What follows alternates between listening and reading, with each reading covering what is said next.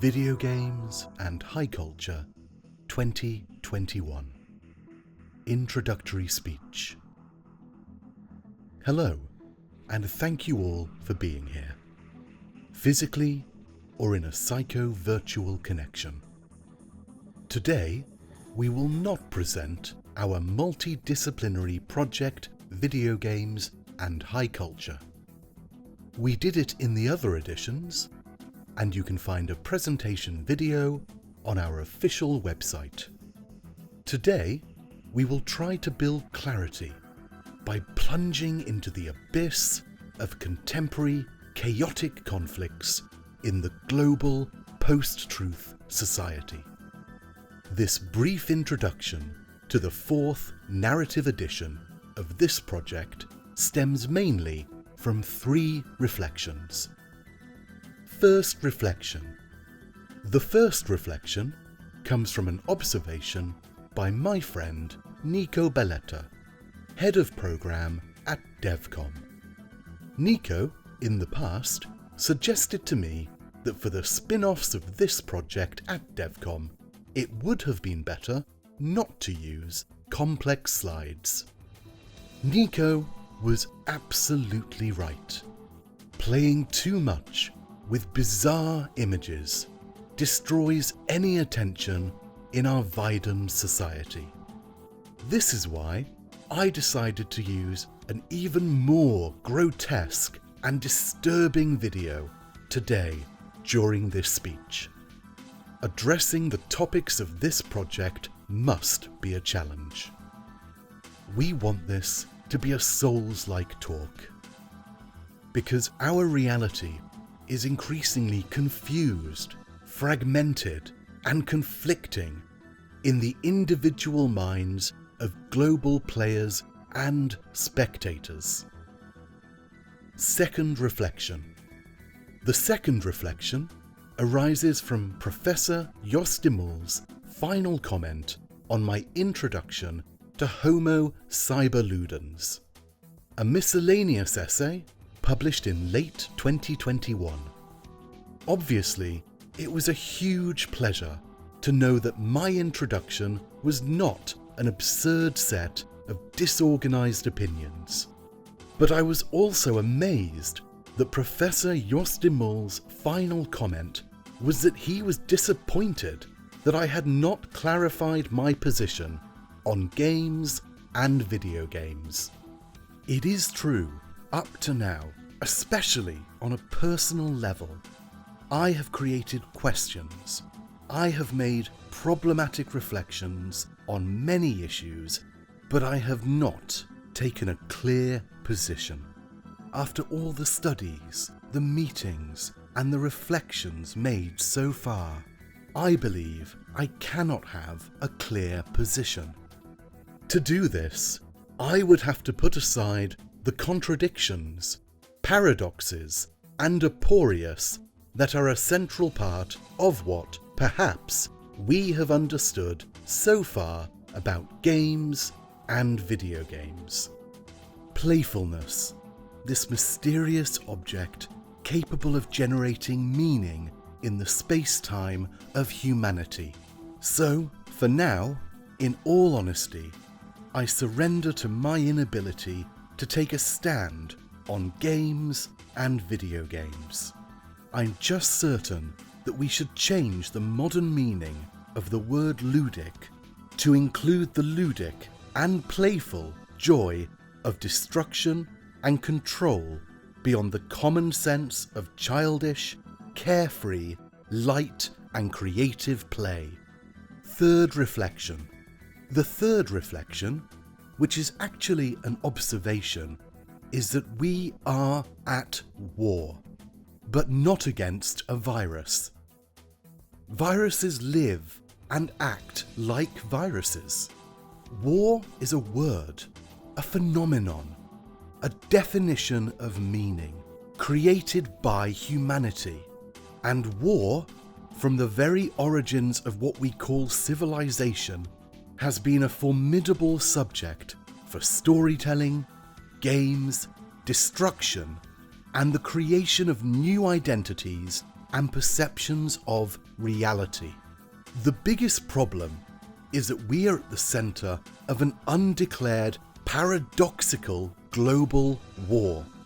We are at the centre of a war that cannot break out in conventional mode between nuclear superpowers. The last chance to conquer the world in a horrific, conventional way was played by the Nazi fascism and the empire of the rising sun in the last century. Today, in theory, no one wants to fight a major war in which everyone loses. Despite this, in important geopolitical magazines such as Limes, it is no longer taboo to talk about the possible military clash between the US and China in the coming years. A Chinese landing in Taiwan is a real possibility. It almost seems that the palpable tensions and the military preparations in the South China Sea can serve to write the rules of a sort of war game with limited objectives, in which the nuclear obliteration of humanity can be avoided. The reconquest of Ukraine by the former Russian Empire, born from the dissolution of the Soviet Union, is a concrete military option that could give rise to unthinkable and unpredictable scenarios. We will see if in this infodemic millennium, in which the story of emergencies seems to never end, East and West will come to a classic military clash. Meanwhile, all the other wars, waged not only by the great continental blocs, are designed with a ludic structure to take place on the most shocking of battlefields, our minds. The following is part of my introduction to the Homo CyberLudens essay. In an enlightening article by General Fabio Mini entitled "Wars Don't Break Out Anymore," he explicitly illustrates how the classic war paradigms are exhausted.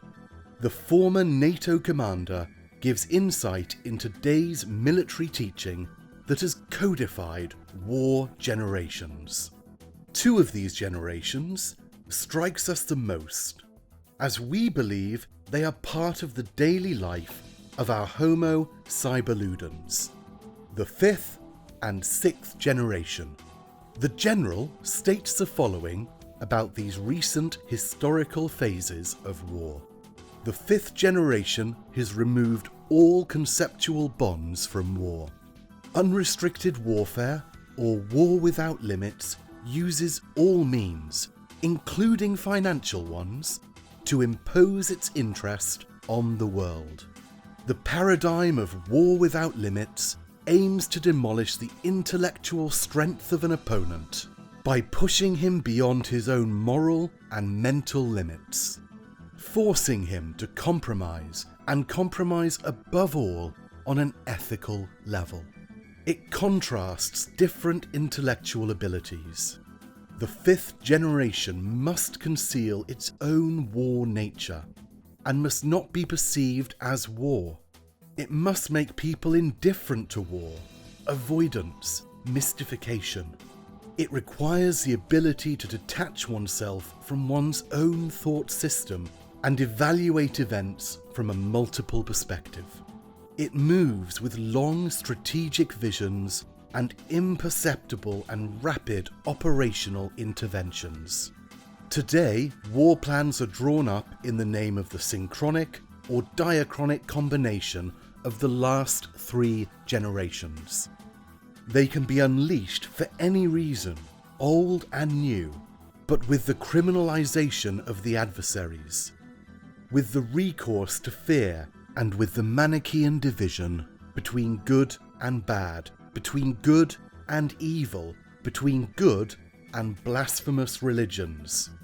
We are witnessing the return of impersonal gods of money, of the myths of strength and wealth, of the rites of the imposition of force, and of the human sacrifices on the altars of arrogance and stupidity. And then the sixth generation of war was inaugurated, the gang war, which, especially in the Western context, configures a degraded and degenerated system on a moral and institutional level that contrasts with the hard and pure image that the West wants to project of itself. Very harsh words, followed by the further insight into the decline of the fungibility of classical military force, and a discussion about the multiplication of a series of war forms and modes that globally have been created to continue to confront and fight an enemy increasingly difficult to identify.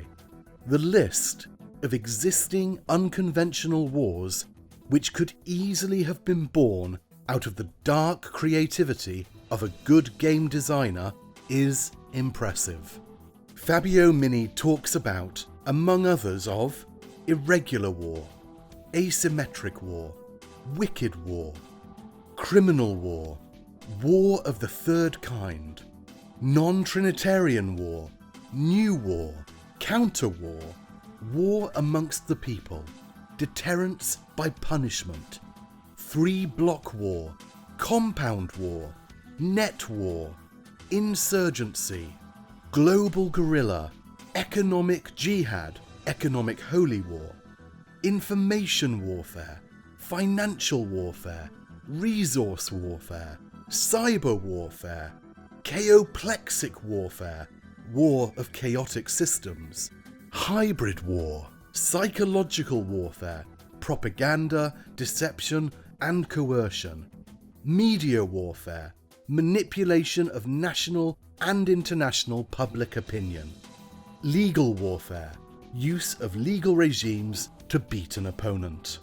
General Mini confirms that the boundaries between the worlds of imagination and those of material reality are constantly undergoing change, and also outlines a scenario in his article that we would have considered science fiction up until a few years ago. The military industry is already, in 2015, developing human-machine integration and cognitive expansion systems of the human brain. To govern increasingly complex machines and systems, our pilots and soldiers must prepare to undergo a lobotomy to have a microchip installed in the brain that increases its capacity, or to undergo a series of automatisms that will completely remove awareness of what is happening. Perhaps, however, the General's analysis comes to a culmination when he states, "Today, armies should not question themselves about the enemy to face and what strategies to adopt, but they should ask themselves who they work for and why." Homo CyberLudens, who is perennially connected and stimulated by cascades of bits, inside and outside the games that sometimes replicate by simplifying this furious ludic structure of contemporary wars, is the target and the objective to hit, seduce, manipulate, enlist and conquer. Well, what is the point and connection between war, video games, literature and high culture? Following the path traced by Huizinga, and not fearing, but rather including the dark path of human destructiveness in our vision of reality, we believe that the ludus is the spark and the meaning-creating structure of civilization. Historia ludens, as Professor Antonia Brusa would say. We believe that all current unconventional wars are fought using powerful, soft power tools that tap into the fundamental archetypes of the storytelling game. We play at telling stories that form our identities, and we are in full identity crisis, lost in the chaotic flow of thousands of forms of entertainment. Up to now, we have played the role of ourselves. In the future, perhaps, we will jump from one role to another without even knowing when this happens. the ancient pillars of the hero's journey are evident in a recent hit series with a very evocative name, Squid Game.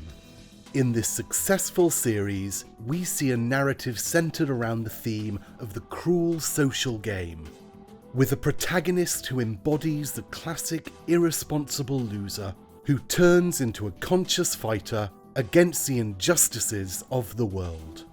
A Korean series which once more testifies to the rise of Asian cultural influence in a world that was previously dominated by Europa Universalis. Roberta Talamo, literary theorist, convinced me that great literature is now dead. But perhaps this death is not irreversible, and has somehow given birth to a gigantic game of narratives that has its roots in the ancient high culture and that is expanding in myriad directions. Last questions before concluding this chaotic whirlwind. Why are we so narratively excited about the possible birth of the so-called singularity? Millions of new autonomous intelligences are born every year. About 132 million more intelligences this year. 80 million more humans on Earth this year. Are we bored with our human children for hoping so much for the birth of a cybernetic child? Or are we looking for a new father, awful but right, after the death of God in the short century? Personally, I am not at all excited by the generation of a new autonomous cyber consciousness capable, in theory, of solving all our material problems, of writing and making us play stories made specifically for us, each of us, who is already considered by the market as a single, selfish and childish entity. I fear very much all the implications of the games we are playing in and out of the universes or metaverses we have created. I think it is very likely that in our lives we will see a brutal revenge of material reality that will devastate virtual toy cities. Unless we decide to lock ourselves with a smile on our face in dark, immaterial, golden cages. My hope lies in the awareness of the intention of the author. It is now very clear that games and video games are the most powerful and pervasive tool for communication and identity creation. I believe that games no longer have to prove anything to culture. It is the culture that must understand that it is a game. I believe that, aware of our limitations, we must continue to study, reflect, and try to create a game that problematically seek truth, not that create artificial truths for the illusion of absolute control of life.